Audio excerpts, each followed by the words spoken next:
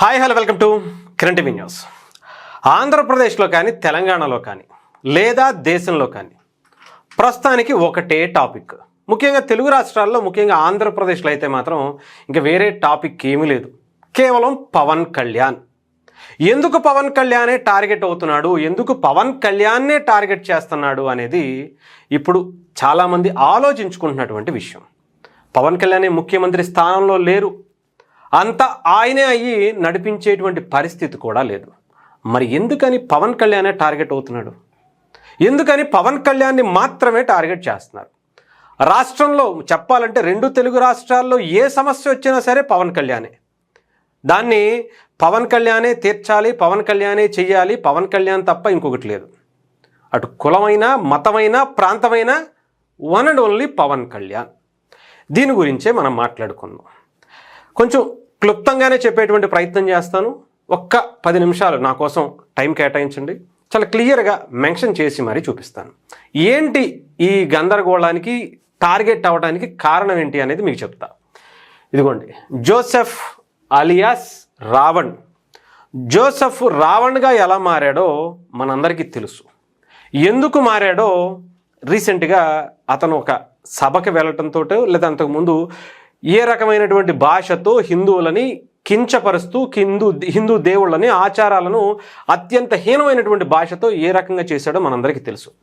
ఇలా ఉంటే తిట్టలేం కదా, అందుకే ఇలా మారి తిట్టేటువంటి ప్రయత్నం చేశాడు. హేతువాది అనేటువంటి ముసుగు. రావణుడు ఏమన్నా హేతువాదా? రావణుడు ఏమన్నా హిందువు కాకుండా ఉన్నాడా? పరమశివ భక్తుడు. ఇది ఫస్ట్ అయిపోయింది.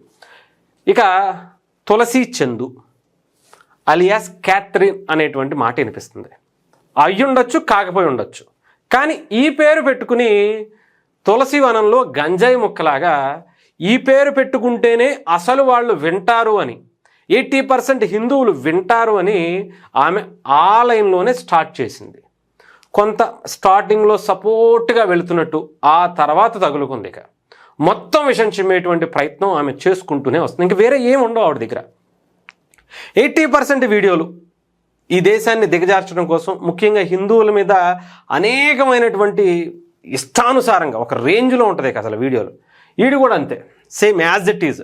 వాడి దాంట్లో అయితే 90% కూడా చెప్పాలంటే 99% వాడు కంప్లీట్గా హిందువులకు వ్యతిరేకంగా పవన్ కళ్యాణ్ గారికి, మెగా కుటుంబానికి ఉంటుంది. ఈవిడ దగ్గర దాదాపు ఒక 80% హిందువులు, పవన్ కళ్యాణ్, మోదీ ప్రభుత్వం ఇవి వ్యతిరేకంగా ఆవిడ ఉంటాయి.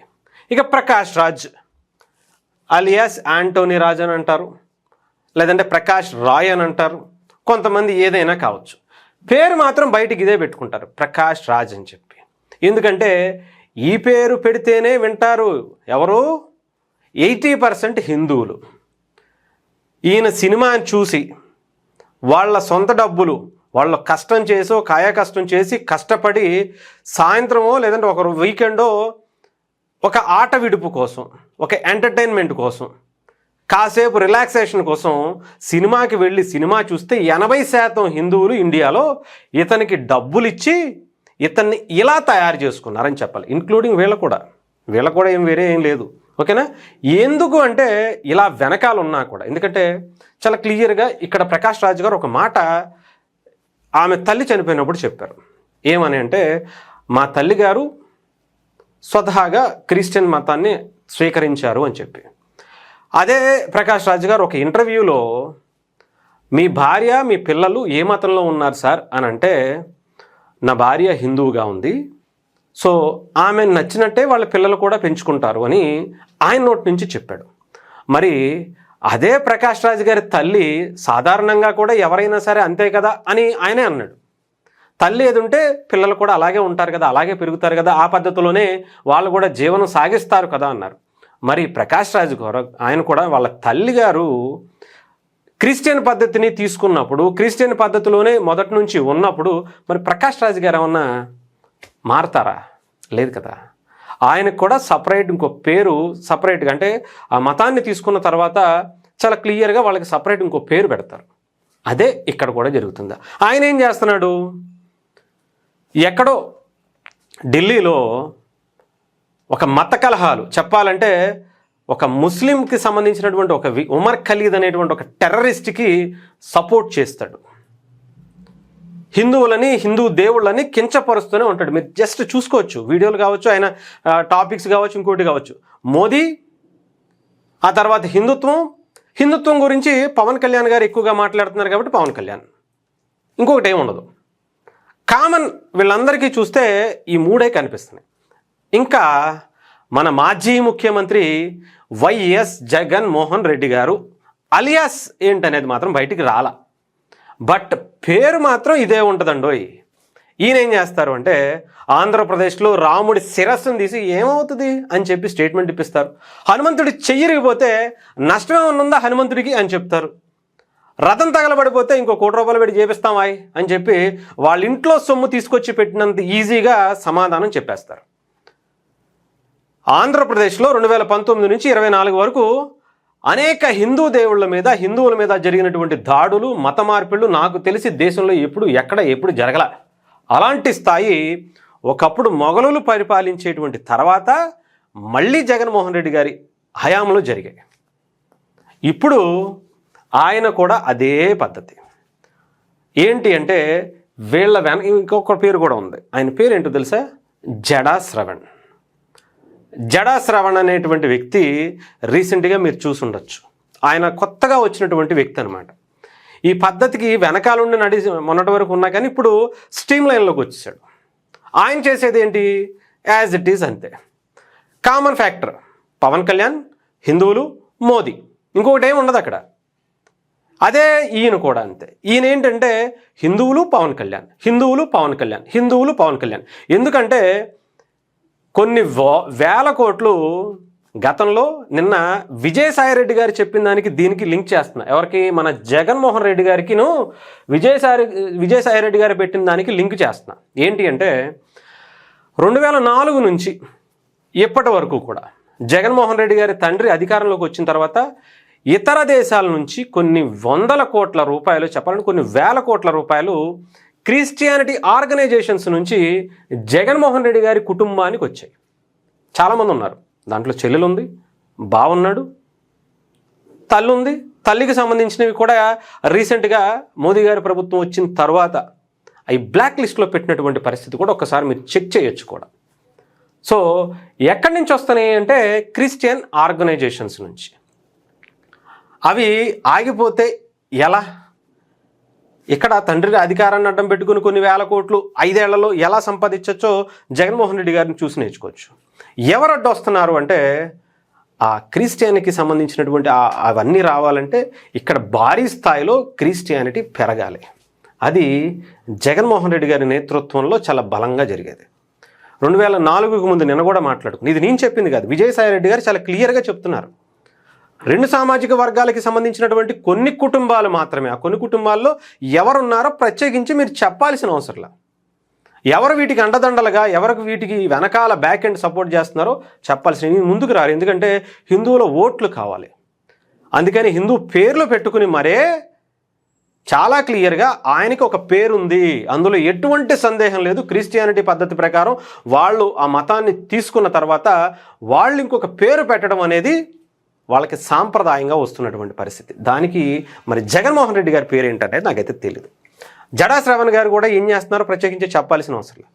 ఎందుకు జడా శ్రవణ్ గారు ఇప్పుడు మొన్నటిదాకా కూటమి ప్రభుత్వానికి సపోర్ట్ చేసి ఇప్పుడు ఎందుకు వెనుదిరిగారంటే హిందువులు, పవన్ కళ్యాణ్, బీజేపీ ప్రభుత్వం, ఈ 3 అక్కడ చంద్రబాబు నాయుడు గారి కోసం ఉండటం. అందుకనే జడా శ్రవణ్ ఇటు పక్క చేరాడు. ఎక్కడికి? ఈయన దగ్గరికి.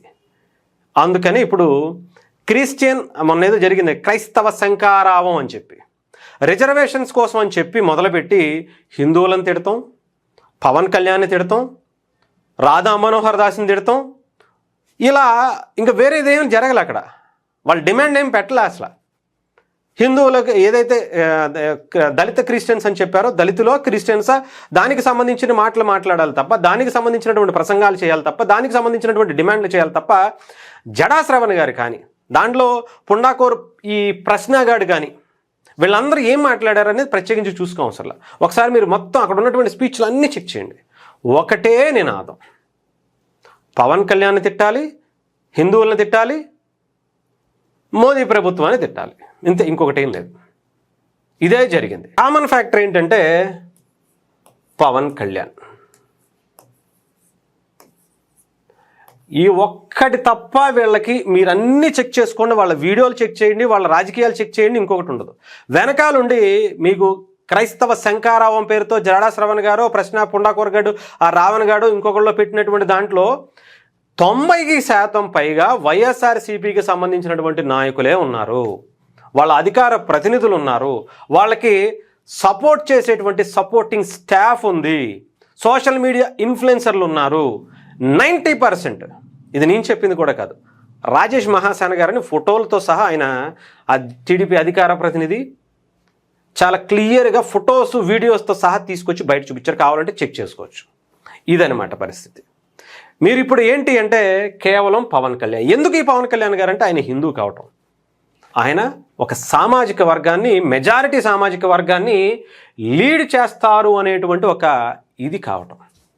హిందువులు ఇంకా ఎక్కువైతే మన పరిస్థితి ఏంటి అనేదే ఇప్పుడు వీళ్ళందరికీ కామన్గా ఉండేది పవన్ కళ్యాణ్ గారు తప్ప ఇంకొకటి లేదు. సో దీన్ని మీరు పవన్ కళ్యాణ్ గారిని చూస్తారా, హిందుత్వాన్ని చూస్తారా, హిందువులందరూ కూడా మేలుకోకపోతే నేను చెప్తున్నాను కదా, మీ అంత చేతగాని వాళ్ళు ఇంకొకళ్ళు లేరు అని చెప్పి చాలా క్లియర్గా చెప్పచ్చు. ఇంకా మేము జగన్మోహన్ రెడ్డి గారికే సపోర్ట్ చేస్తాం, మేము ఇంకా వైఎస్ఆర్సీపీకే ఓట్లు వేస్తాం అని హిందువులు ఉంటే మీరు ప్రత్యేకించి ఏం చేయాలి?